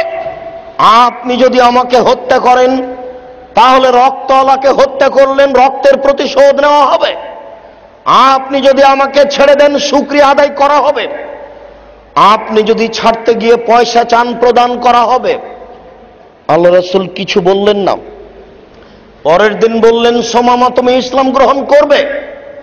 সোমামা উত্তরে বলল, তাকতল তাকতল জাদামিন ওয়াইন তুনিম তুনিমালা শাকিরিন ওয়াইন তুরিদুল মাল ফাতুতা। আমি ইসলাম গ্রহণ করব মানে? বলেন কি আপনি?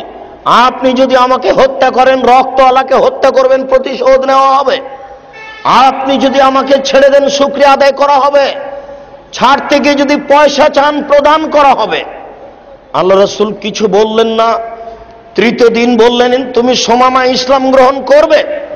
সোমামা বলল, আমি ইসলাম গ্রহণ করব মানে? বলেন কি আপনি? আপনি যদি আমাকে হত্যা করেন, রক্তের প্রতিশোধ নেওয়া হবে। আপনি যদি আমাকে ছেড়ে দেন, শুকরিয়া আদায় করা হবে। ছাড়তে গিয়ে যদি পয়সা চান, প্রদান করা হবে। আল্লাহ রাসূল বললেন, সঙ্গী সাথী ফাতলে কুহ, তোমরা তাকে ছেড়ে দাও, ও চলে যাক। এবার ছেড়ে দেওয়া হলো, লোকটা চলে যাচ্ছে আর মনে মনে বলছে, ভদ্র মানুষ দেখেছি পৃথিবীতে, তবে এত বড় ভদ্র দেখিনি। মানুষ কি আর এত বড় ভদ্র হতে পারে? আরে আমাকে তো এই কথাও বলতে পারতেন, তোমার তো সাহস খুব গো, আমার রশিতেই বাঁধা আছো আর আমাকে মারতে চাও। এই কথাটাও বললেন না। একবার বললেনও না, ওমর কেমন মানুষ গো, খুব কঠিন মনে হচ্ছে, এই কথাটাও বললেন না। কোনো কথাই নেই। আপনাকে আমি কি দিয়ে বুঝাই নম্র আচরণ? আসলে আমরা হাদিস অনুবাদ করে জাতির সামনে ভালো করে পেশই করতে পারলাম না। 3 দিন একই কথা, মুখে একটু আল্লাহ রাসূল বললেনও না। বাপরে, সাহস কত গো, আমাকে মারতে চাহে, এই কথাও বললেন না। আরে বাঙালি হলে তো অন্তত এই কথাটা বলতো, তোমার সাহস দেখে তো অবাক হয়ে গেলাম, তুমি যে আমাকে মারতে চাও। মানে কোনো কথাই বলেননি 3 দিন যাবত। বললেন, সঙ্গী সাথী ছেড়ে দাও। কি দিয়ে বুঝায় আপনাকে আমি নম্র আচরণ কাকে বলে? নিজেও ভালো বুঝতে পারলাম না, তাই মনে হচ্ছে জাতির সামনে সেভাবে পেশ হতে পারলাম না, এটাই মনে হচ্ছে। এবং জাতির কাছে নম্র আচরণ দিতেও পারলাম না। কোরআন হাদিসে থেকে গেল নম্র আচরণের কথা, 1450 বছর থেকে আছে। আবু হুরায়রা রাদিয়াল্লাহু তাআলা আনহু বলেন, রাসূল সাল্লাল্লাহু আলাইহি ওয়াসাল্লাম বলেছেন, আর রাহমু সুহনাতুন মিনার রাহমান, সদাচরণ নম্র আচরণ রাহমান থেকে নির্গত হয়েছে। রাহমান বলেন, মান ওয়াসালাকে ওয়াসালতুহু, এই সদাচরণ নম্র আচরণ শোনো, আমি আল্লাহ বলছি, তোমাকে যে নিবে আমি আল্লাহ তাকে নিব। এই সদাচরণ শোনো, তোমাকে যে ছেড়ে দিবে আমি তাকে ছেড়ে দেব। বুখারী মুসলিমের হাদিস দ্বারা বোঝা যায়, যার নম্র আচরণ আছে তার আল্লাহ আছে, যার নম্র আচরণ নেই তার আল্লাহ নেই। তো খেতে পাই কি করে? পতিতালয়ের মহিলা যদি খেতে পাই, সেও পেতে পারে। আয়েশা রাদিয়াল্লাহু তাআলা আনহা বলেন, আল্লাহ রাসূল বলেছেন, আর রাহিমু মুআল্লাকাতুন বিল আরশে, সদাচরণের জন্য একটা রূপরেখা আছে, নম্র আচরণের জন্য একটা রূপরেখা আছে।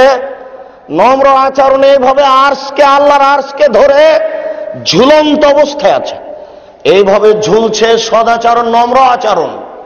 এরপরে বলছে, পৃথিবীর মানুষ শুনে রাখো, মান ওয়াসালানি ওয়াসালাহুল্লাহ, আমি সদাচরণ বলছি, আমাকে যে নিবে আল্লাহ তাকে নিবেন। অমান কাতানি কাতাহুল্লাহ, যে আমাকে ছেড়ে দিবে আল্লাহ তাকে ছেড়ে দিবেন। যার নম্র আচরণ নেই তার আল্লাহ নেই, তাকে আল্লাহ ছেড়ে দিয়েছে। যার নম্র আচরণ আছে তার আল্লাহ আছে। সে যতই তাহাজ্জুদ পড়ুক না কেন, সে যতই দিনই কাজ করুক না কেন, তার আল্লাহ নেই, এ কথাই ঠিক। আবু হুরায়রা রাদিয়াল্লাহু তাআলা আনহু বলেন, রাসূল সাল্লাল্লাহু আলাইহি ওয়াসাল্লাম বলেছেন, লাইসাল ওয়াসালু লাইসাল ওয়াসিল বিল মুকাফি ওয়ালাকিনাল ওয়াসিল ইযা কুতিয়াত রাহিমু ওয়াসালাহা। ও আমার সাথে সদাচরণ করে তাই আমি তার সাথে করব, এর নাম সদাচরণ নয়। ও আমার সাথে সম্পর্ক ছিন্ন করে তাই আমি তার সাথে সম্পর্ক গড়াচ্ছি, এরই নাম সদাচরণ। বিবাহের দিনে জামাইকে ডাকতে একটু দেরি হয়েছে, তাই বোকা জামাই গাল ফুলিয়ে বসে আছে, শ্বশুর বাড়ি যাবে না। ও নাকি মাস্টার ডিগ্রি পাস, জিন্দেগিতে এক লাইন পড়েনি, পড়া কাকে বলে জানে না। যদি এক লাইন পড়া জানতো তাহলে দাড়ি চেঁচে হাতে সিগারেট নিয়ে প্যান্টটা টাকনুর নিচে রেখে গাড়ির পিছন দিকে কুকুর রেখে ও ঢাকা হাইকোর্টে বিচার করতে যেত না। ওই এক লাইন পড়েনি, সদাচরণ তো বহু দূরের কথা। আর আপনি আপনার ছেলেকে পড়িয়েছেন, টাকাটাই লস। আপনাকে আমি শতদিন বলেছি, আপনার মনে আছে, বললেই হয়তোবা মনে পড়ে যাবে। ছেলেটা আপনার দাড়ি চেঁচে রেখেছে, লন্ডন থেকে পড়ে এসেছে ঢাকা হাইকোর্টের জজ, টাই গলায় আছে, প্যান্টটা টাকনুর নিচে আছে, হাতে সিগারেট আছে, গাড়ি থেকে নামলো। একটু পরে আপনার বৌমা গাড়ি থেকে নামছে, হালকা হালকা গায়ে কাপড় আছে। তারপরে দেখা গেল আপনার ছেলের মেয়ে নামলো, তার পরনে কাপড়ই নেই। পরে দেখা গেল গাড়ির পিছন দিকে কুকুর আছে। বাপ বেটা সবাই জাহান্নামে যান। জাহান্নাম আল্লাহ আপনাদের জন্য বানিয়েছে। টাকা তো লস হয়েছে, সপরিবারে জাহান্নামে যেতে হবে। এর নাম বিদ্যা নয়। সদাচরণ তো আসতেই পারে না।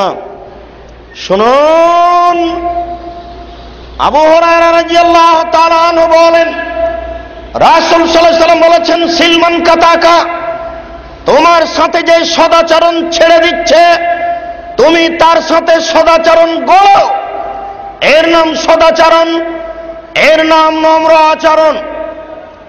আবু হুরায়রা রাদিয়াল্লাহু তাআলা আনহু বলেন, রাসূল সাল্লাল্লাহু আলাইহি সাল্লাম বলেছেন, আল মুমিন লিল মুমিন কাল বুনিয়ান ইয়াশুদ্দু বাযুহু বাযান। একজন মুমিন আর একজন মুমিনের জন্য প্রাচীরের মতো। একটা ইট যেমন আর একটা ইটকে ধরে আছে, ঠিক মুমিন তেমন। রাসূল সাল্লাল্লাহু আলাইহি ওয়াসাল্লাম বলেন,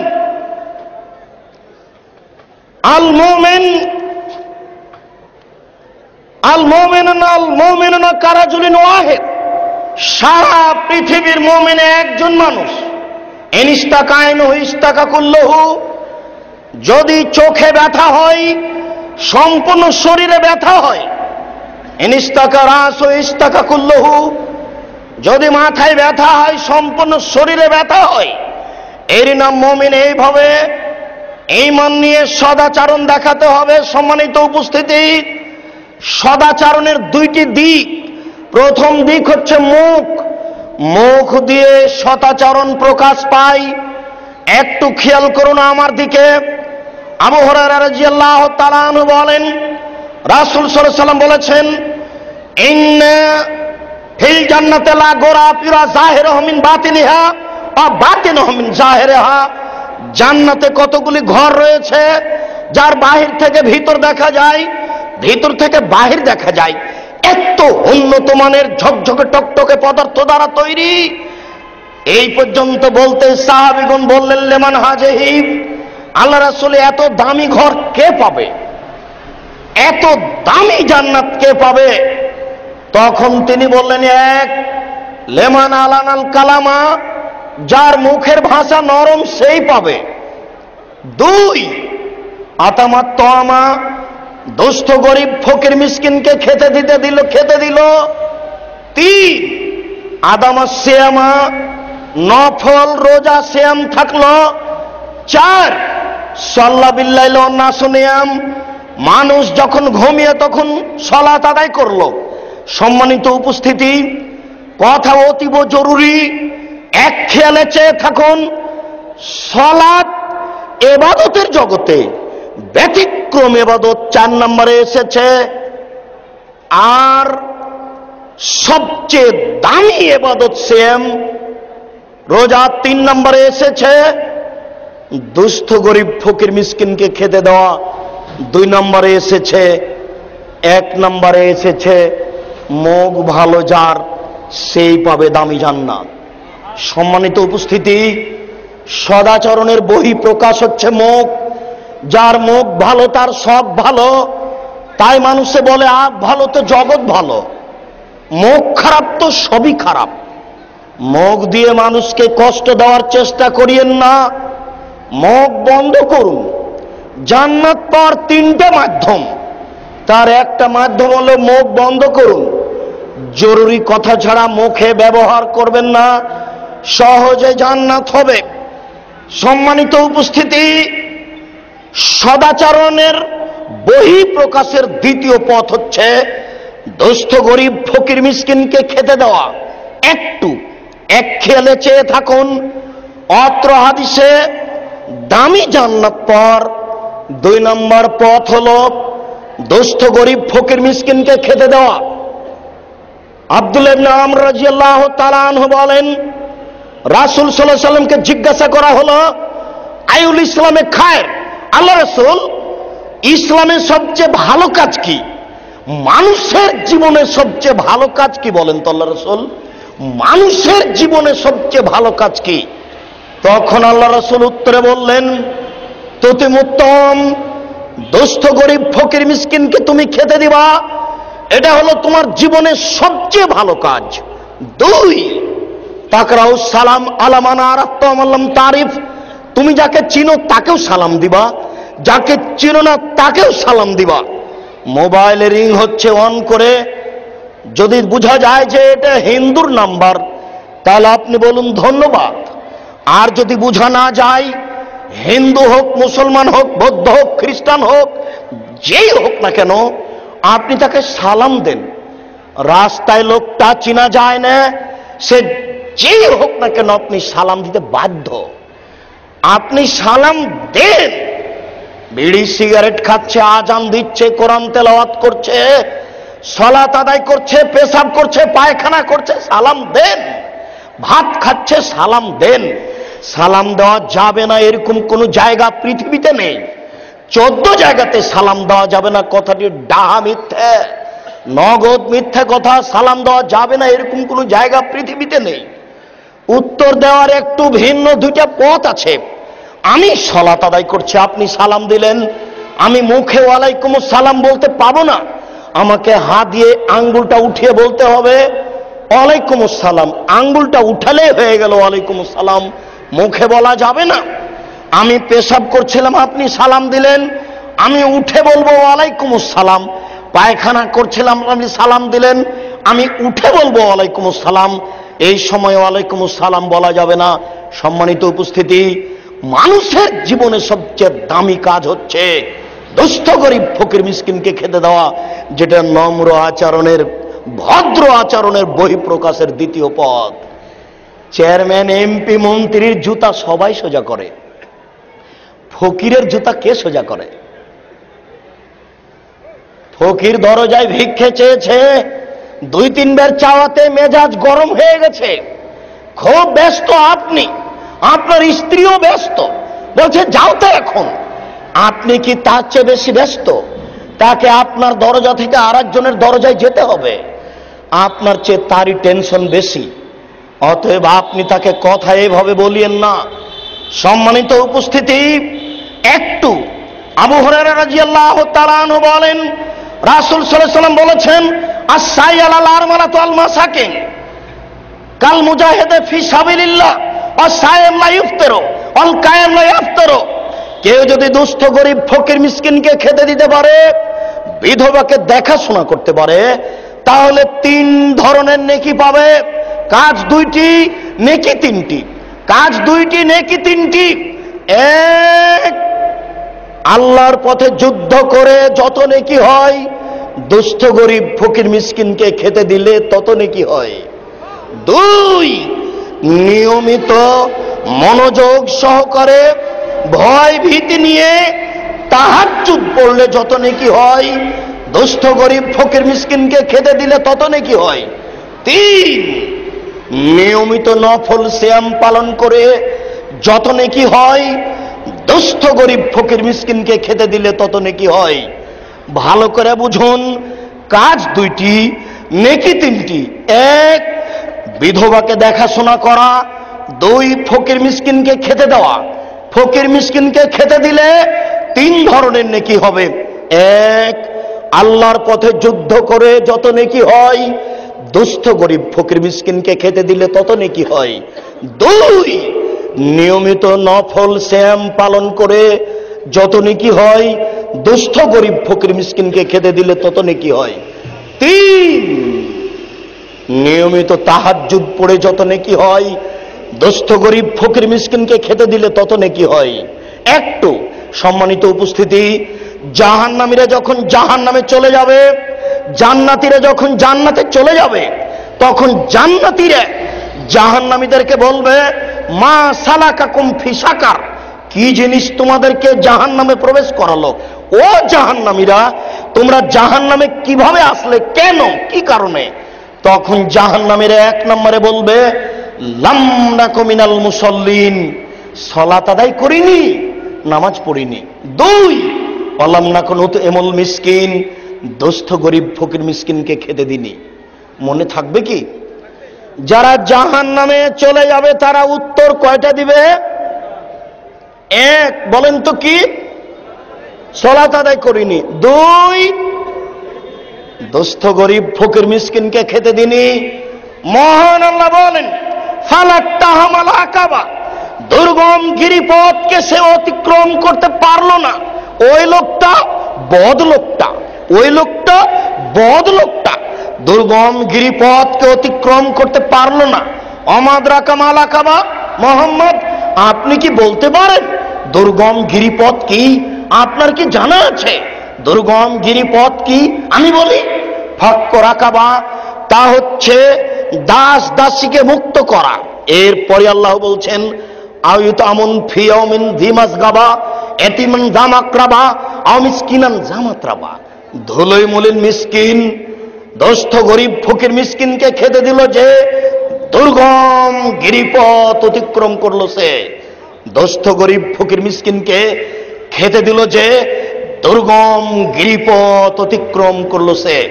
সম্মানিত উপস্থিতি, সদাচরণের বহিঃপ্রকাশের 2য় পথ হচ্ছে দুস্থ গরিব ফকির মিসকিনকে খেতে দেওয়া।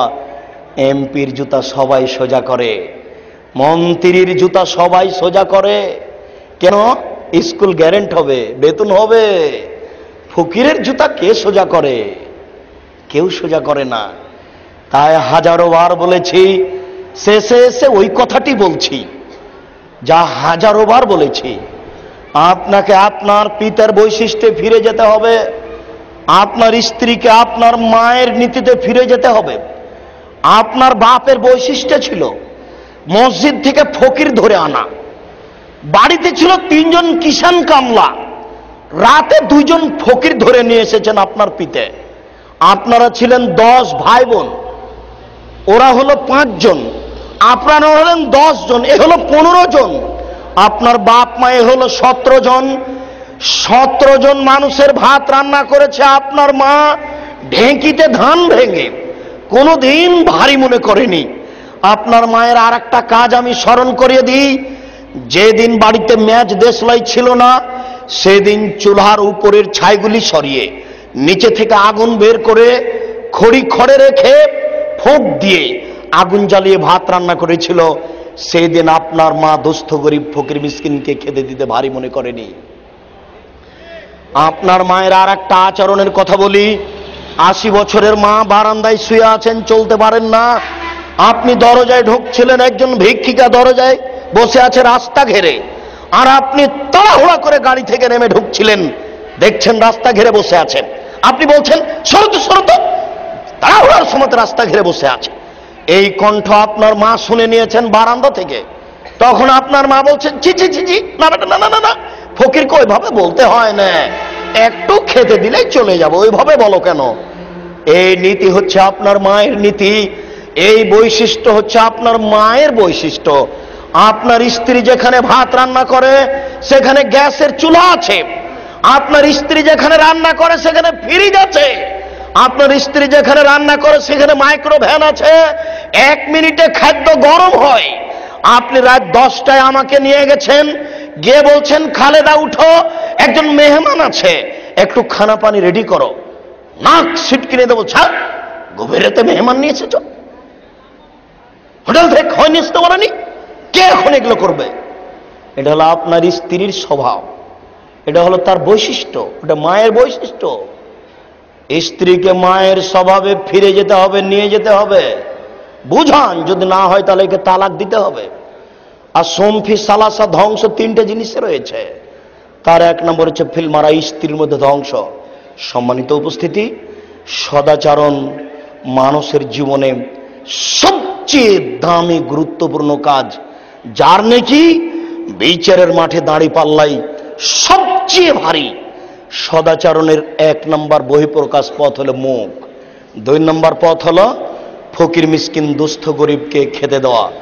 সম্মানিত উপস্থিতি, আপনি আপনার পরিবারকে আপনার পিতামাতার বৈশিষ্ট্য নিয়ে যান। 3 দিন যদি ফকির না আসে দরজায়, তাহলে স্ত্রীকে নিয়ে বসে একটু ভাবুন ব্যাপারটা কি, ওপরে কি নড়চড় হয়ে গেল নাকি? ফকির কেন আসে না? কেউ কেন বাড়িতে খেতে চায় না? মেহমানকে নিয়ে খাওয়ার দেন, ছেলে মেয়ে আত্মীয় স্বজন ভাগনা ভাগ্নি দোলা ভাই সবাই আপনার খাবে, এই পরিকল্পনা করুন। ঢাকা শহরেও বসবাস করলে কখনো সংকীর্ণতা আনবেন না, তাহলে বাড়িতে বরকত হবে, হবেই। আল্লাহ তুমি বড় দয়াবান, তুমি বড় রহমান, তুমি বড় ক্ষমাবান, তুমি আমাদের প্রতি বিশেষ রহমত নাজেল করো। আল্লাহুম্মা আমিন। আমরা যেন মানুষের সাথে সদাচরণ করতে পারি, আমরা যেন নেকির পাল্লায় সবচেয়ে ভারী আমল রাখতে পারি, এই সুযোগ করে দাও। আমরা যেন ফকির মিসকিন দুস্থ গরিবকে খেতে দিতে পারি, তুমি এই তৌফিক দান করো। আল্লাহ আমাদের যারা মারা গেছে তুমি তাদের কবরের শাস্তি মাফ করো। আমরা যারা অসুস্থ তুমি তাদের আরোগ্য দান করো। আমরা যারা বেঁচে আছি তুমি তাদেরকে তোমার রাসূলের পদ্ধতি অনুযায়ী চলার তৌফিক দান করো। এ দাবি, এ দাওয়া, এ দোয়া তোমার দরবারে রেখে আজকের সংক্ষিপ্ত আলোচনা এখানেই শেষ করলাম। সুবহানাকা আল্লাহুম্মা ওয়া বিহামদিকা আশহাদু আল্লা ইলাহা ইল্লা আনতা আস্তাগফিরুকা ওয়া আতুবু ইলাইক। আসসালামু আলাইকুম।